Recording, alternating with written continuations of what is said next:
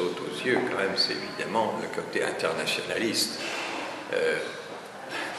Ouvriers, paysans allemands, ouvriers, paysans français, victimes de cette guerre, pour moi, interimpérialiste. Donc j'ai été invité il y a plus d'un an à l'Historial de Péronne, que nous avons communément adopté, le dira Sébastien Goldkap, autour un jeu sur les mots avec le parti pris des choses de Ponge, qui est un texte là qui m'a vraiment marqué.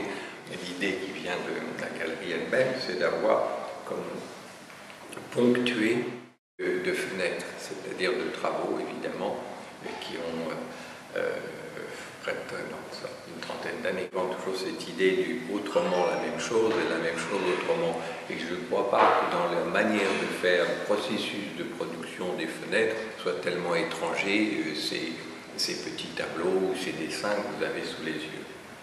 S'ajoutent deux invités. Là, sur ce petit socle de carton gris, c'est un camion que j'ai acquis dans un psychiatrique. À l'entrée, il y a un casque en papier mâché. Ça, c'est une commande que j'ai passée à ma fille. Alors, à la fois, il est fait pour protéger, mais c'est une protection précaire quand même. J'aimerais bien être comme Renato Guttuso, par exemple. Mais je suis... ou un cinéaste comme Ken Loach, mais je dois prendre les choses par des biais, par des objets, par des...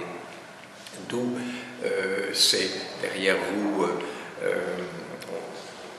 donc sont des dessins, des calques, d'après la capote, la fameuse capote bleu horizon, intitulée La capote de Poiret. C'est extraordinaire parce que ça confie d'un cynisme qui dépasse l'entendement. C'est le couturier Poiret qui habille les femmes du monde qui font la fête à 40 km du front et qui, très intelligemment, conçoit la capote avec ses revers. Enfin, pour des hommes qui vont dans le sang, la merde, la boue, etc.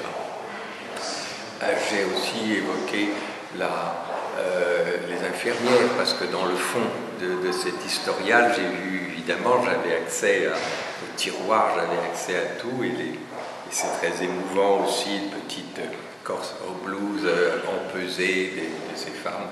Et je pensais aussi à un personnage dans Adieu aux armes d'Hemingway, Kate. L'espace est ponctué de rouge.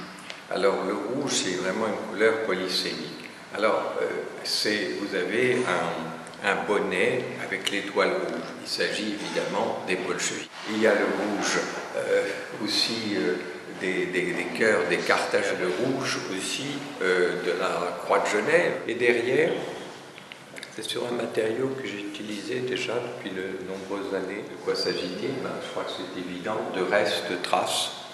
Alors le titre peut être énigmatique, mais Edmond, c'est un prénom de l'époque, par Jules, ça évoquait son petit frère, resté le ventre ouvert entre les lignes.